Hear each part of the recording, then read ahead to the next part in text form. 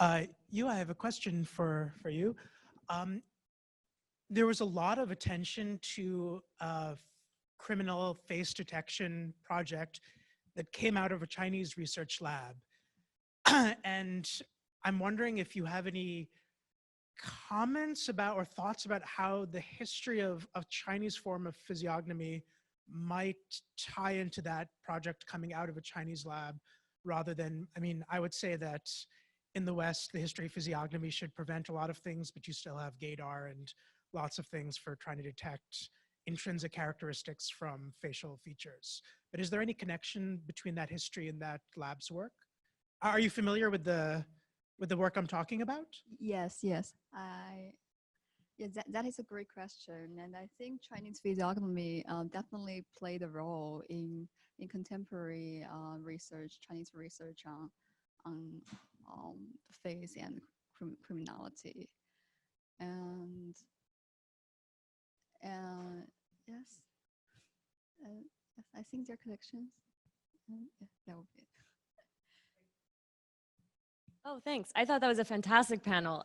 Really great way to start the day. So thanks to all of you. My question came out of Sufyan's talk, but I think Katya, you might have something to say about this, and all of you perhaps might have something to say about this. In the world of automated gaming attempts, there's this phenomenon of the sort of receding horizon of unique human capability. So tasks or domains that are set aside as something that only a person would be able to do. And then when a machine is made to do them, the horizon is pushed back. And no, this is the thing that the machine will never be made to do. There's this kind of redefinition of human uniqueness as a moving target in that sort of problem domain. And I'm wondering if there's anything parallel to that in the world of automated art production, where there are certain modes of artistic creativity that are set aside as uniquely human, or whether it's a whole open space for people to experiment in. That makes sense. Thank you, Stephanie. So speaking of human uniqueness, I think my case study actually is about the lack of human uniqueness. And I think it's interesting that you bring up computer gamers community, because I think this is a very different community from the people at whom I'm looking at.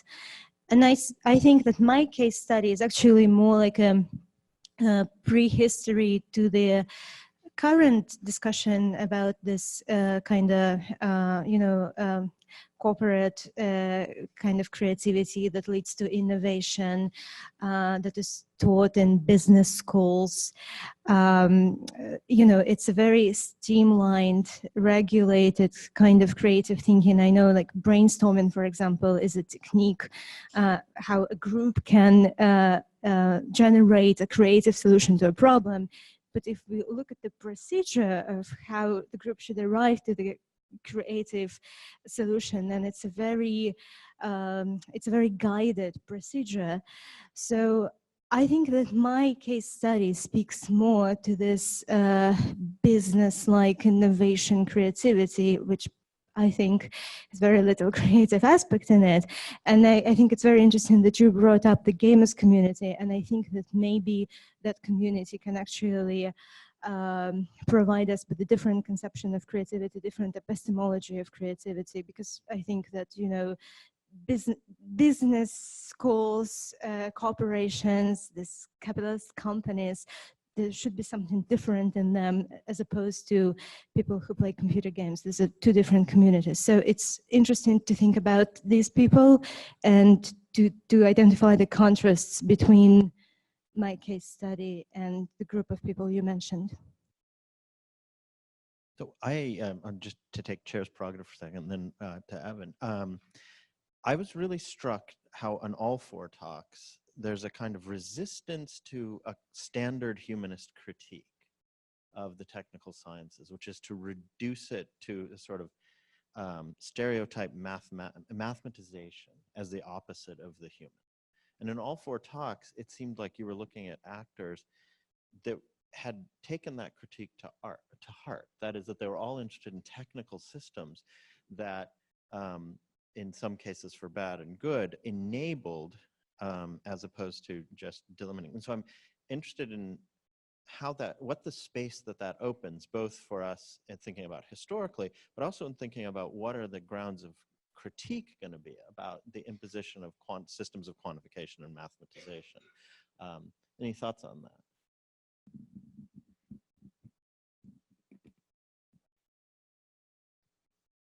Yeah, so something that's really interesting that like emerges in the in the paraconsistent logic conversation in the 1970s onward, and it's this idea that there's something fictitious about classical logic, right? That there's this idea that if you look at these systems that are committed to binary truth and falsity and absolute consistency, that they don't reflect how like any human, right, or how any set of people actually reason. So there's a move to say, there are these infinitely many possible logics, right? Most of which are non-classical. Only one of them is the overwhelming focus of mathematical logic, and that is a kind of fictitious thing that doesn't really apply. So there's definitely that move toward a kind of both a critique of the universality of mathematical logic, of classical mathematical logic, but also a formulation of a new kind of universalism, right? Because then the paraconsistent logicians go on to say, all of these different traditions, you can read the text, Sanskrit texts, Indian logic, you can read Buddhist logic, and if you try to translate these logical treatises into systems of mathematical logic in the symbolic form that mathematical logicians were used in the 20th century, they turn out to be paraconsistency, right? So there's something there. So in my case, my project starts from an examination of about selfie apps like Snapchat. And the first thing I noticed about these kind of apps is that how they standardize human faces. And by looking at this kind of history, I want to say, so facial techniques seems to give an individuality to faces, but in fact, it's a mathematical play. So that kind of erased the humanities of the users.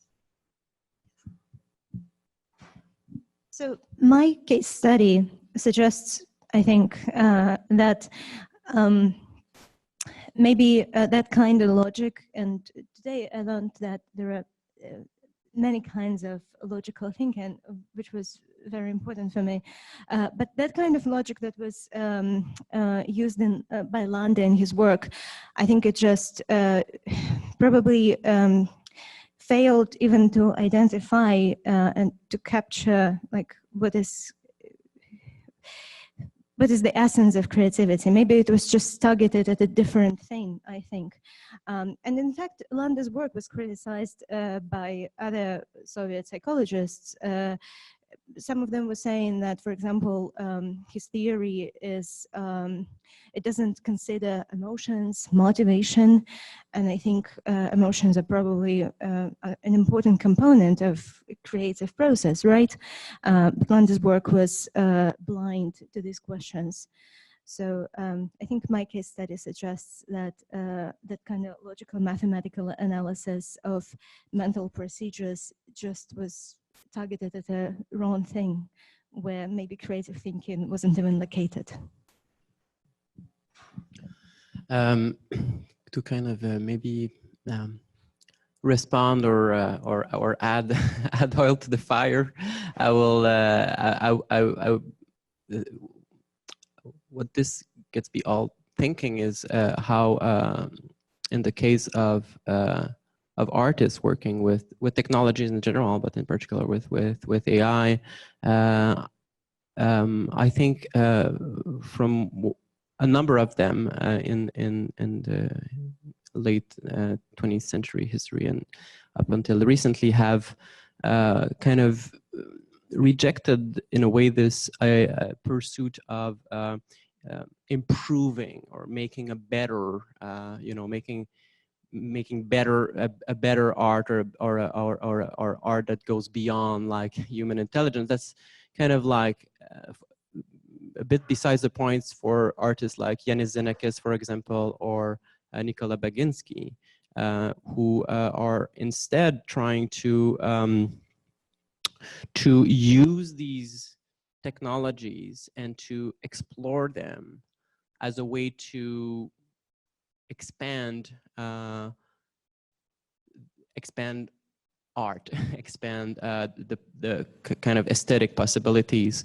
I had the chance to interview Nicola Baginski, who created this band, the Tree Sirens, where he had these robotic instruments that were performing using self-organized neural networks, and he had them rehearse together, for example, and had them like listen to Jimi Hendrix and Buddy Holly, and they would perform in different kinds of venues, including like sometimes some artistic venues and sometimes some non-artistic venues. Like he was basically there for, he told me that for about 20 years he became the caddy of the band and would bring them from one nightclub to another. And what's interesting with his approach is that, which is just get back to what I was saying earlier, is that the music that these robots were making was not necessarily, for many wouldn't maybe not even consider to be interesting or to be like even music. But for the artist, he kind of like became obsessed with that, and he re-explored that space to try to expand on what we consider music. And that's also what Yanis Xenakis did with looking at stochastic systems and inventing a new kind of music that was not necessarily based on specific notes, but rather on like clouds of probabilistic generative tones. So.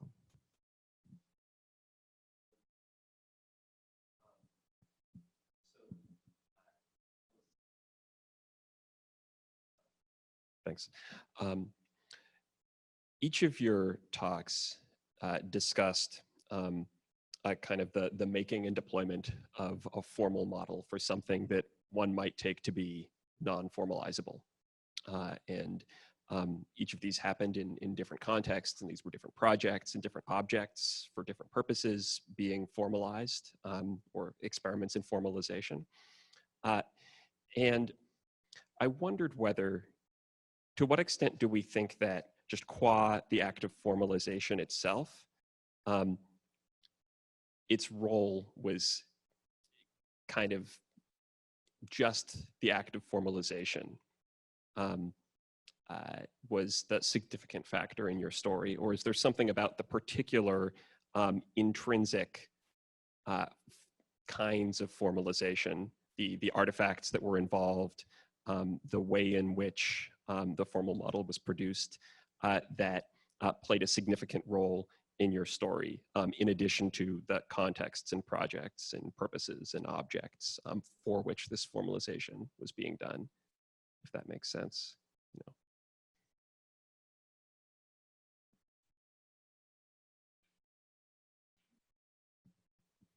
know. Thank you. I think it's an excellent question. I think in my case study, the instruments of the formalization really mattered, because the main protagonist of my story, Lev Lande, he's a psychologist. He's not a trained mathematician, he's not a computer engineer, but he's interested in all these formalizations. And I think he just uses the formal methods that are available to him. He's not generating anything new, right? He's reading Soviet logicians, mathematicians, he's reading Newell and Simon, and that's all. And then he synthesizes what they offer, but he's not producing anything new. So he's really dependent on the existing theories of automatic control, on the existing of algorithms. And I think that that's a big part of the story. But I'm not trying to say that if one attempted to use some other sorts of algorithms that would lead to a perfect program that would describe the creative solution of a problem. So I think I can't even give a very definite answer to your question. But what I think what's important is that Lambda really depended on what others produced at that time. So in my case, formalization is shown in the ancestral portraits, which is highly conventionalized. So to paint a portrait, the ratios of the face, contours, the boundaries, and the composition, they are strictly formalized to present the face in a certain fashion as to show the dignity and the reverence of the deceased. So so yes, formalization plays a big role in this kind of facial algorithm.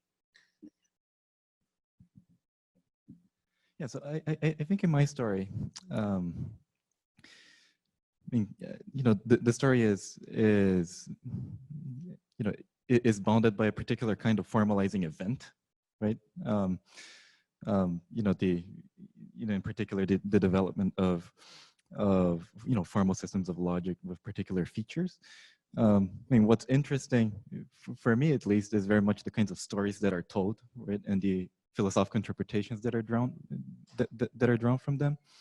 And in the sense, you know, because logic, you know, is taken as a domain, you know, not just of math but also philosophy, right? The acceptance of these formalisms, you know, required a great deal of maneuvering, so to speak. You know, especially with, you know, especially with political contexts. So one part of the story that's you know, yeah, that I didn't tell in the talk because it's a can of worms, is the you know, is the attempt to you know, make a paraconsistent logic acceptable to a community of logicians. I mean, in a sense, the people who are more interested in the mathematical formalisms, you know, like people like Tarski, tended to be, you know, much more receptive to paraconsistent logic. You know, people who are more interested in you know, like logic as a philosophical topic. You know, people like Quine or Susan Hack tended to dismiss it as deviant logic, right? And so the making of this field of non-classical logic, you know, also depended on a maneuver away from, you know, to try to distinguish what they were doing from the proposals for dialectical logic in the Soviet Union in the early 50s. And I guess part of the you know, part of the claim there too, you know, was that you know, like, that's not logic. They didn't come up with a formalism. So I guess formalization plays all kinds of strange, different roles in the story, you know, especially with the struggle for legitimacy.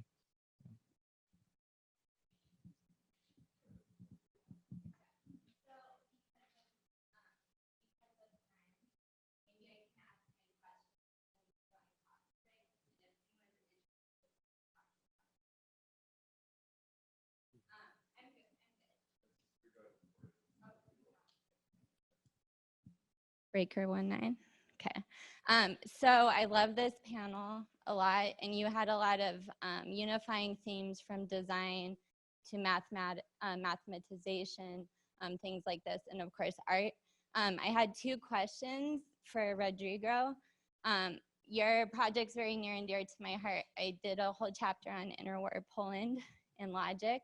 And so I wanted to hear more about the political and religious. When you're breaking from things like Euclidean geometry or Aristotelian logic, those things aren't ancient in that they've continued as the same.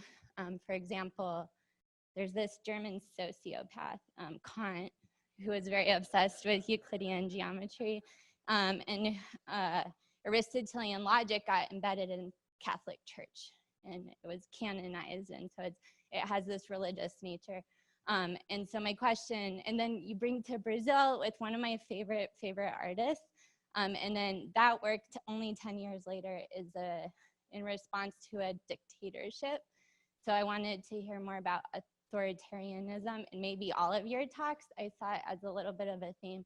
And then with you, and this is for the conference in general, there's a man on my committee named Charlie Thorpe who wrote a book called Necroculture, and it's about how dead capital dominates living subjects in our society.